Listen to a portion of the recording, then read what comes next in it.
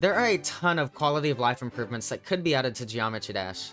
For more and better leaderboards to an editor overhaul, we'll be covering 7, and because I thought of them, completely valid and amazing changes and improvements RobTop should add to the game to make it an even better experience. Enjoy. I can't be the only one who wants a better practice mode, right? For it being such an important part of the game, I think it's long overdue for a solid overhaul. If you want to beat your new hardest, one of the only ways to efficiently practice it is by making a copy of the level and placing a start position in the area you want to practice on. In my opinion, this whole process should be much more efficient. Being able to pick a start percentage or show hitboxes within the level itself would make everything flow much better. RobTop would need to be careful because the pause screen already has a ton of buttons. And if you don't believe me when I say that the pause screen has a ton of buttons, I don't blame you. I mean, look at this screen. This screen is fine. You got the music bar down here, the sound effects bar, the play button, the practice mode. It's reasonable, right? But look up there. Look up there on the top right. Oh my god, is that a cogwheel? Okay, additional settings? No problem. No problem at all. Let's click it. Let's see what's hiding in here. Holy moly. Okay, 10 extra options. Okay, I mean, at least he hid all this away in one singular button. But oh my god. Look to the right again. Do you guys see that? Another cogwheel. Okay. We're getting a little ambitious now, aren't we, RobTop? But I'll give you the benefit of the doubt. Let's see what's in here. Oh my god. Okay. An overlay editor. Okay, that's fine. That's fine. We're like 3 layers deep at this point, but oh my god. Oh my god. Look at the top left. Oh my god. It's another cogwheel. Okay, dude. Okay, I give up. There could perhaps be a keybind while in practice mode that would open up a menu for advanced options like that. If you guys have any other ideas, let me know in the comments. One other improvement I have for practice mode is better automated checkpoints. As someone who used to use auto checkpoints because I'm awful at the game, I can't tell you how many times I got a checkpoint that just flat out didn't work. One could say, oh, just place your checkpoints better. Or, damn bro, that's a mighty fine skill issue you got there. And to that I say, shut up.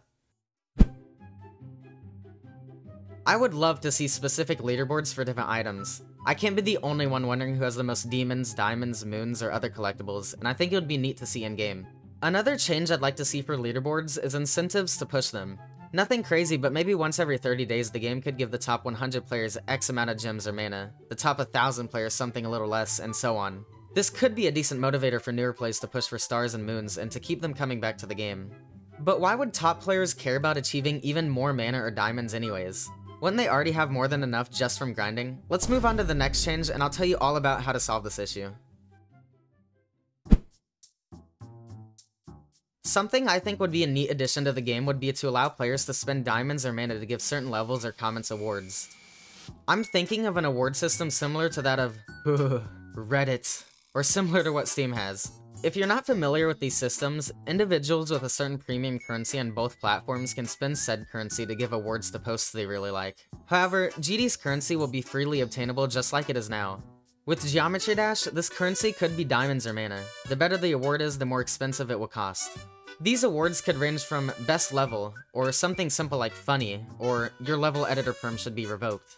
These would purely be vanity, and RobTop could have a player's total awards displayed on their profile somewhere. If you have an idea on how to make these awards be beneficial, let me know in the comments.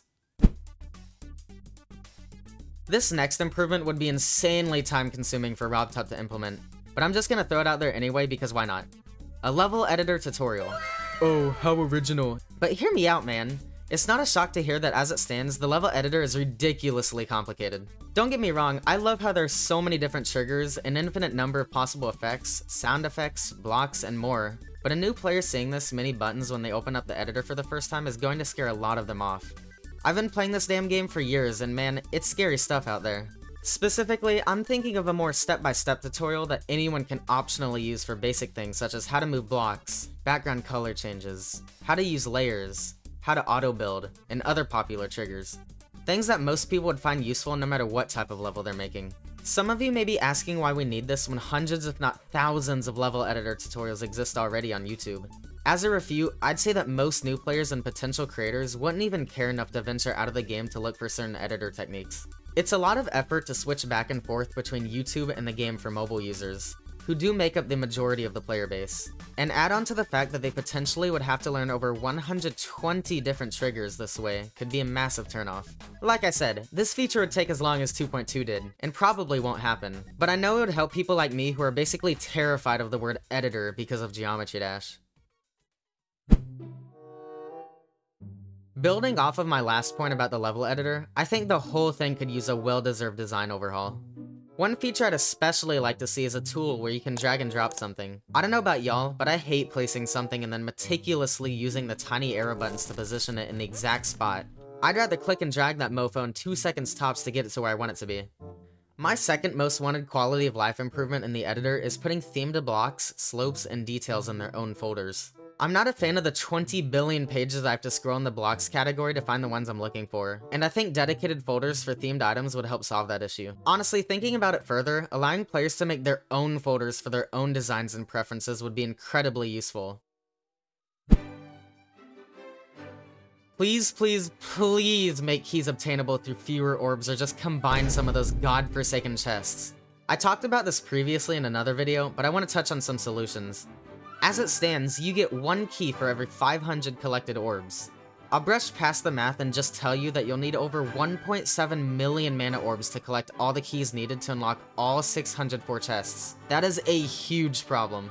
Icons are randomly drawn in these chests, and if you want one, well, good luck, because it's up to chance and luck to get it. That's terrible for new players getting into the game. RobTop should either give something like 1 key per 100 orbs, or combine chests together into a more manageable chunk. This is one of my main issues with 2.2, and probably won't be the last time y'all hear me yapping about it. Here's a good one for ya. Remove map pack.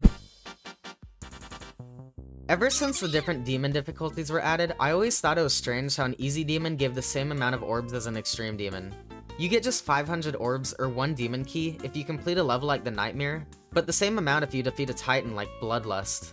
It doesn't have to just be mana that gets buffed either. RobTop could add special icons for beating the first of each demon difficulty, give certain amounts of diamonds for completion, or a base amount of demon keys as well. I understand the point of beating extreme demons, at least in most cases, isn't for the actual rewards but for the feeling of, hey, I beat that, and bragging rights, but why not give a little extra reward for people who accomplish it? Oh my god, bro. Oh, hell. On my community tab, I asked you guys what you wanted to see added or changed in the game, and so here are some of your wonderful responses. Colin slid into the DMs and said that he wants a trigger that lets you modify level gameplay based on the music. Some examples he gave were groups getting triggered when a song reaches a certain point, or a trigger that enables certain groups to the beat or rhythm of a song. One of King Decry's many improvements is to allow mods to rate levels themselves rather than have RobTop rate all of them. I think this is a good suggestion because RobTop can't possibly keep up with everything being sent in. Even if he is, I feel like this is taking too much time away from development. Rob's gonna rob, I guess. UponAStar has another quality of life change that I completely agree with, and that's for songs to start downloading as soon as you open the level. As someone who streams a ton of level requests, this is certainly Keltron approved. Rocking wants the wave and swing game modes in platformer mode. Leo wants multiplayer in platformer mode, which would be incredible. And Puppy wants a... Oh hell no! So yeah, those are some of my personal wants I'd love to see implemented into the game. Leave a comment with any further changes you guys want to see, and I'll check them out. Thanks for watching, and I'll see you all in the next one. Geometry Dash.